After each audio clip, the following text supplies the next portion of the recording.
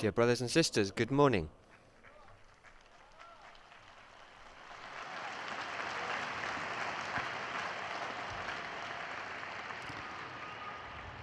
Il centro della nostra fede, The center of our faith and the heart of our hope are firmly rooted in the resurrection of Christ. When we read the Gospels carefully, we realize that this mystery is surprising, not only because a man, the Son of God, rose from the dead, but also because of the way he decided to do so. Indeed, Jesus' resurrection is not a bombastic triumph, nor is it revenge or retaliation against his enemies. It is a wonderful testimony to how love is capable of rising again after a great defeat in order to continue its unstoppable journey. When we get up again after a trauma caused by others, often the first reaction is anger, the desire to make someone pay for what we have suffered. The risen one does not react in this way. When he emerges from the underworld of death, Jesus does not take revenge. He does not return with gestures of power, but rather with meekness.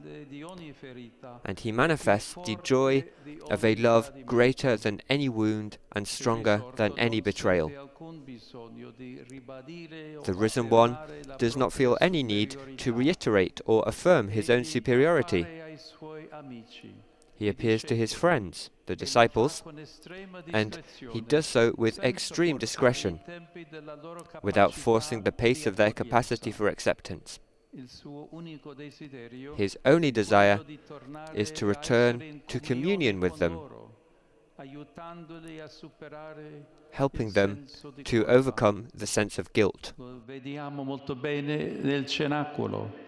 We see this very well in the upper room, where the Lord appears to his friends who are enclosed in fear. It is a moment that expresses extraordinary power. Jesus, after descending into the abysses of death to liberate those who were imprisoned there, he enters into the closed room of those who are paralyzed by fear, bringing them a gift that no one would have dared to hope for: peace.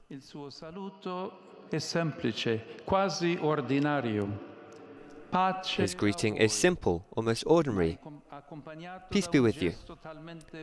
But it is accompanied by a gesture so beautiful that it is almost disconcerting. Jesus shows the disciples his hands and his side, with the marks of the Passion. Why show his wounds to those who, in those dramatic hours, had denied and abandoned him? Why not hide those signs of pain and avoid reopening the wounds of shame? Eppure il Vangelo dice che vedendo il Signore I discepoli gioirono. Yet the Gospel says that upon seeing the Lord, the disciples rejoiced. The reason is profound. Jesus is now fully reconciled with everything he has suffered. There is not even a shadow of resentment. The wounds serve not to reproach, but to confirm a love stronger than any infidelity. They are proof that, even in the moment of our failure, God did not retreat. He did not give up on us. In this way, the Lord shows himself to be naked and defenseless. He does not demand, he does not hold us to ransom. His is a love that does not humiliate. It is the peace of one who has suffered for love and can now finally affirm that it was worthwhile.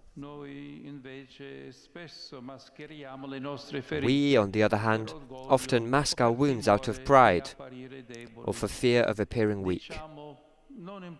We say, it doesn't matter, or it's all in the past. But we're not truly at peace with the betrayals that have wounded us. At times, we prefer to hide our effort to forgive, so as not to appear vulnerable and to not risk suffering again. Jesus does not do this. He offers his wounds as a guarantee of forgiveness. And he shows us that the resurrection is not the erasure of the past, but its transfiguration into a hope of mercy. Then the Lord repeats, "Peace be with you." And he adds, "As the Father has sent me, even so I send you." With these words, he entrusts the apostles with a task that is not so much a power as a responsibility, to be instruments of reconciliation in the world. It's as if he said,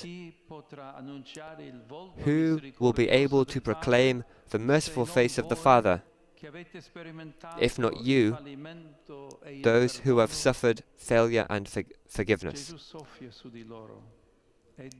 Jesus breathes on them and gives them the Holy Spirit. It is the same Spirit who sustained him in obedience to the Father and in love even to the cross.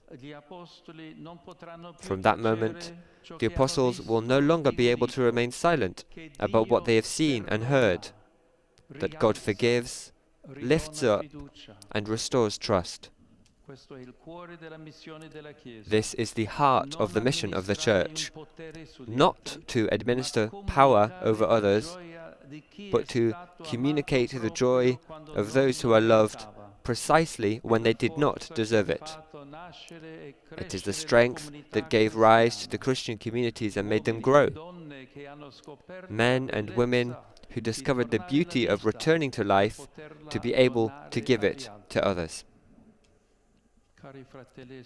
Dear brothers and sisters, we too are sent. The Lord shows us his wounds and says to us too, "Peace be with you.